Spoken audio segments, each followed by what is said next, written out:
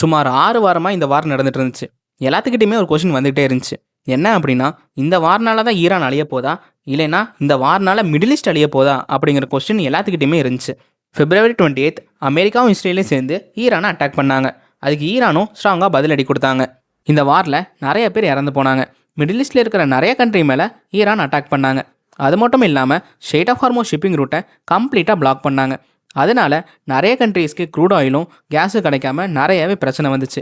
ஏன் இந்தியாவில் கூட கேஸ் பிரச்சனை பெரிய லெவலில் வெடிக்க ஆரம்பிச்சது. ஒரு வழியாக நாங்கள் 2 வாரத்துக்கு வாரம் நிறுத்துகிறோம் அப்படின்ட்டு அமெரிக்காவும் ஈரானும் ஏப்ரல் 8 அப்போ அனௌன்ஸ் பண்ணாங்க. இப்போதைக்கு இது டெம்பரரியான ஒன்று, இது பர்மனெண்ட்டாக மாறுமா மாறாதா அப்படிங்கிறத நம்ம 2 வாரம் பொறுத்து இருந்து தான் பார்க்கணும். பேச்சுவார்த்தை எங்கே நடக்க போகுது அப்படின்னா பாகிஸ்தானோட இஸ்லாமாபாத்தில் தான் நடக்க போகுது. ஒரு வழியாக வாரம் நிறுத்திட்டாங்க. இந்த வாரில் யார் தான்ப்பா ஜெயிச்சா அப்படிங்கிற கொஸ்டின் எல்லாத்துக்கிட்டையுமே இருக்குது.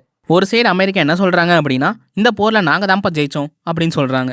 இன்னொரு சைடு ஈரான் இல்லை நீலாம் ஜெயிக்கலை, நாங்கள் தான் ஜெயித்தோம் அப்படின்ட்டு ஈரான் சொல்கிறாங்க. பாகிஸ்தான் என்ன சொல்கிறாங்க அப்படின்னா, எங்களோட தலைமையில் தான் இந்த போர் நிறுத்தம் வந்துச்சு, அதனால் உலகத்துக்கு நாங்கள் தான் நிம்மதியை கொண்டு வந்திருக்கோம் அப்படின்ட்டு பாகிஸ்தான் சொல்கிறாங்க. இப்படி ஒவ்வொருத்தர் ஒவ்வொரு விஷயத்த சொல்லிகிட்டு இருக்காங்க. ஸோ இந்த வீடியோவில் இந்த வாரம் பற்றின கம்ப்ளீட் டீட்டெயில்ஸ் என்ன அப்படிங்கிறத பார்க்கலாம். அது மட்டும் இல்லாமல் இந்த வாரில் யார் தான் ஜெயிச்சா அப்படிங்கிற கொஷினுக்கும் இங்கே ஆன்சர் இருக்குது. ஸோ வாங்க வீடியோக்குள்ளே போகலாம். பிப்ரவரி 28 இந்த வார் ஸ்டார்ட் ஆச்சு. அமெரிக்கா இஸ்ரேலையும் சேர்ந்து ஈரானை அட்டாக் பண்ணிட்டு இருந்தாங்க. வார ஆரம்பித்த கொஞ்ச நாள்லேயே ஈரான் மிலிட்ரியில் இருக்கிற பெரிய பெரிய ஆஃபீஸர்ஸ், ஈரான் மிலிட்ரியோட சுப்ரீம் லீடர் எல்லாத்தையுமே கொண்டுட்டாங்க. அது மட்டும் இல்லாமல் ஈரானோட நியூக்ளியர் இன்ஃப்ராஸ்ட்ரக்சர் மேலேயும் அட்டாக் பண்ணாங்க. இதையெல்லாம் பார்த்து உலகத்தில் இருந்தவங்களாம் என்ன நினச்சாங்க அப்படின்னா, இந்த வாரில் ஈரான் சீக்கிரமாகவே தோற்றுருவாங்க அப்படின்னு தான் நினச்சாங்க. ஆனால் ரியல் ட்விஸ்ட் அதுக்கப்புறம் தான் நடந்துச்சு. எங்களை அவ்வளோ சீக்கிரம் தோக்கடிக்க முடியாது அப்படிங்கிறத ஈரான் ப்ரூவ் பண்ணி காட்டினாங்க. எங்களோட பில்டிங்ஸ் எல்லாத்தையுமே உங்களால் சீக்கிரம் அழிக்க முடியும், ஏன் எங்களோட மக்களை கூட அழிக்க முடியும், ஆனால் எங்களோட பொலிட்டிக்கல் சிஸ்டமை உங்களால் அழிக்கவே முடியாது அப்படின்ட்டு ஈரான் சவால் விட்டாங்க. கடைசியாக அதுதான் நடந்துச்சு. என்னதான் அமெரிக்காவும் இஸ்ரேலையும் சேர்ந்து ஈரானோட பொலிட்டிக்கல் பவரை சேஞ்ச் பண்ணணும்னு நினச்சாலும் கடைசி வரைக்கும் அவங்களால சேஞ்ச் பண்ணவே முடியல. ஃபர்ஸ்ட், வான்வெளி தாக்குதலில் யார் ஜெயிச்சா அப்படிங்கிறத பார்க்கலாம். வான்வெளி தாக்குதலில் அமெரிக்காவும் இஸ்ரேலும் ஜெயிச்சாங்களா அப்படின்னு கேட்டால் கண்டிப்பாக ஜெயிச்சாங்க. ஏன்னா ஈரானோட மிலிட்ரி டார்கெட்ஸை அவங்க நிறையவே அழிச்சிட்டாங்க.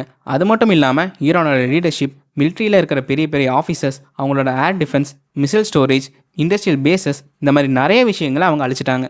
ஸோ ஈரானோட வான்வெளியை அமெரிக்காவும் இஸ்ரேலும் தான் கண்ட்ரோல் பண்ணாங்களா அப்படின்னு கேட்டால் கண்டிப்பாக அவங்க தான் பண்ணாங்க. ஸோ இங்கே யாருக்கு அதிகமாக ஃபிசிக்கலாக டேமேஜ் ஆகிருக்கு அப்படின்னு பார்த்தா ஈரானுக்கு தான் இங்கே அதிகமாகவே டேமேஜ் ஆகிருக்கு. ஸோ ஃபிசிக்கல் டேமேஜ் சைடு பார்த்தோம் அப்படின்னா இங்கே அமெரிக்காவும் இஸ்ரேலும் தான் ஜெயிச்சிருக்காங்க.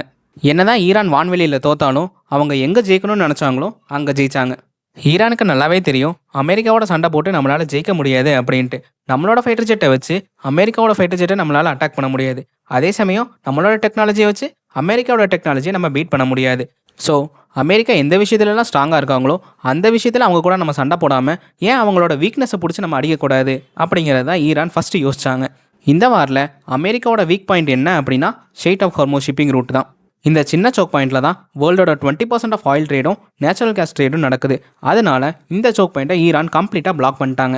ஸ்ட்ரெய்ட் ஆஃப் ஹார்மோஸ் ஷிப்பிங் ரூட்டை பிளாக் பண்ணுறதுக்கு முன்னாடி இந்த வார் ஈரான், இஸ்ரேல், அமெரிக்கா சம்மந்தப்பட்டதாக தான் இருந்துச்சு. எப்போ ஸ்ட்ரெய்ட் ஆஃப் ஹார்மோஸ் ஷிப்பிங் ரூட்டை பிளாக் பண்ணாங்களோ அப்போ இருந்து உலகத்தில் இருக்கிற ஒவ்வொரு கண்ட்ரியோட எக்கானமியை கேள்விக்குறியாக்குற அளவுக்கு இந்த வார் வளர்ந்துட்டு இருந்துச்சு. ஏன்னா அவங்களுக்கு க்ரூட் ஆயிலும் கேஸும் கிடைக்கல அப்படின்னா உலகத்தில் இருக்கிற ஒவ்வொரு மக்களும் கஷ்டப்படுவாங்க. ஸோ இங்கே தான் ஈரான் ஜெயிச்சாங்க. எனிமிக்கு எங்கே அடித்தா வலிக்குமோ அங்கே அடித்தாங்க. டொனால்ட் ட்ரம்ப் கிட்ட என்னதான் பெரிய லெவலில் மிலிட்ரி பவர் இருக்குது அப்படின்னாலும் அவர்கிட்ட அன்லிமிட்டடான டைம் கிடையவே கிடையாது.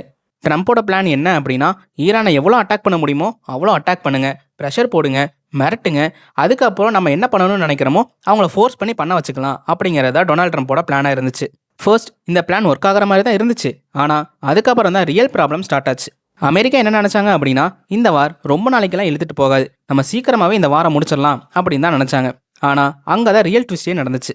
அமெரிக்கா நினச்ச மாதிரி இந்த வாரம் சீக்கிரமாகவே அவங்களால முடிக்க முடியல. கிட்டத்தட்ட 6 வாரம் வரைக்கும் இந்த வாரம் நடந்துட்டு இருந்துச்சு. இதனால் ஆயில் ப்ரைஸ் எல்லாம் அதிகமாகிடுச்சு, கேஸ் ப்ரைஸ் அதிகமாகிடுச்சு. நிறைய கண்ட்ரியில் கேஸ் இல்லாமல் மக்கள் நிறைய பேர் கஷ்டப்பட்டுட்டு இருந்தாங்க. அமெரிக்காலையும் ப்ரைஸ் எல்லாம் அதிகமானதுனால மக்கள் எல்லாமே ட்ரம்ப்புக்கு எதிர்ப்பு தெரிவிக்க ஆரம்பித்தாங்க. அது மட்டும் இல்லாமல் ட்ரம்ப் மேலே பொலிட்டிக்கலாகவும் பெரிய லெவலில் ப்ரெஷர் இருந்துச்சு. உலக தலைவர்கள் எல்லாருமே வார நிறுத்த சொல்லி ட்ரம்ப் மேலே ப்ரெஷர் போட ஆரம்பித்தாங்க. ஏன்னா இந்த வாரனால எங்கள் நாட்டில் இருக்கிற மக்களும் கஷ்டப்படுறாங்க அப்படிங்கிறனால பொலிட்டிக்கல் ப்ரெஷரும் ரொம்பவே அதிகமாச்சு. ஸோ பாகிஸ்தானோட ஹெல்ப்போட அமெரிக்காவும் ஈரானும் பேச்சுவார்த்தைக்கு ஒத்துக்கிட்டாங்க. சரிப்பா, நாங்கள் ஒரு 2 வாரத்துக்கு இந்த வாரம் தள்ளி வைக்கிறோம், 2 வாரத்துக்கு நாங்கள் பேச்சுவார்த்தைக்கு ஒத்துக்கிறோம், அதுக்கப்புறம் என்னன்னு முடிவு பண்ணிக்கலாம் அப்படின்ட்டு 2 பேருமே அனௌன்ஸ் பண்ணாங்க. இவ்வளோ நேரம் அமெரிக்கா என்ன பண்ணாங்க அப்படிங்கிறத பற்றி பார்த்துட்டு இருந்தோம். இப்போ இஸ்ரேல் என்ன பண்ணாங்க அப்படிங்கிறத பற்றி பார்க்கலாம். இஸ்ரேல் என்ன சொல்கிறாங்க அப்படின்னா, அமெரிக்காவோட ஹெல்ப்போட நாங்கள் ஈரானை பலமாக தாக்கணும் அப்படின்னு சொல்கிறாங்க. அது மட்டும் இல்லாமல் ஈரானில் இருக்கிற முக்கிய தலைவர்களுக்கு ஈரான்லேயே பாதுகாப்பு இல்லை அப்படிங்கிறத நாங்கள் இந்த பேட்டில் ஃபீல்டில் ப்ரூவ் பண்ணி காட்டணும் அப்படின்னு சொல்கிறாங்க. ஈரானில் எங்கே போய் ஒளிஞ்சாலும் சரி, எங்களால் அவங்கள தேடி கண்டுபிடிச்சி அடிக்க முடியும் அப்படிங்கிறத இந்த வாரில் இஸ்ரேல் ப்ரூவ் பண்ணி காட்டினாங்க. ஸோ இஸ்ரேல் இந்த வாரில் என்ன ஜெயிச்சாங்க அப்படின்னா, அவங்களோட மிலிட்ரி பவர் என்ன அப்படிங்கிறத ஈரானுக்கு காட்டினாங்க. அவங்களால எந்த அளவுக்கு போக முடியும் அப்படிங்கிறதையும் இஸ்ரேல் காட்டினாங்க. பட் இஸ்ரேல் என்ன நினச்சிட்டு இந்த வார்க்குள்ளே வந்தாங்களோ அது நிறைவேறிச்சா அப்படின்னு கேட்டால் கண்டிப்பாக நிறைவேறல. இஸ்ரேலோட மோட்டிவ் என்ன அப்படின்னா, ஈரானோட பொலிட்டிக்கல் பவரை சேஞ்ச் பண்ணணும். அது மட்டும் இல்லாமல் ஈரான் நியூக்ளியர் வெப்பன் தயாரிச்சிட்டு இருக்காங்க, அதுக்கு யூஸ் பண்ணுற யுரேனியமை நாங்கள் கைப்பற்றணும் அப்படிங்கிறது தான் இஸ்ரேலோட மெயின் மோட்டிவாக இருந்துச்சு. அது இங்கே நிறைவேறிச்சா அப்படின்னு கேட்டால் அது இங்கே நிறைவேறல. ஸோ இங்கே ஈரான் ஜெயிச்சிட்டாங்க. ஒரு வழியா இந்த வீடியோட ஃபைனல் கன்க்ளூஷனுக்கு வந்தாச்சு. இந்த வாரில் யாரு தான்ப்பா ஜெயிச்சா அப்படின்னு கேட்டால் என்னை பொறுத்த வரைக்கும் ஈரான் தான் இந்த வாரில் ஜெயிச்சாங்க. ஏன்னா அமெரிக்காவுக்கும் இஸ்ரேலுக்கும் இந்த வாரில் என்ன motive? First, Iran nuclear weapon தயாரிக்கிறதுக்கு யுரேனியம் வச்சுருக்காங்க, அந்த யுரேனியமே நாங்கள் கைப்பற்றணும் அப்படிங்கிறது அவங்களோட ஃபர்ஸ்ட் மோட்டிவாக இருந்துச்சு.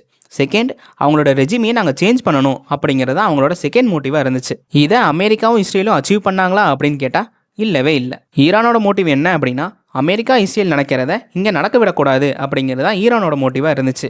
இதை அவங்க அச்சீவ் பண்ணாங்களா அப்படின்னு கேட்டால் கண்டிப்பாக.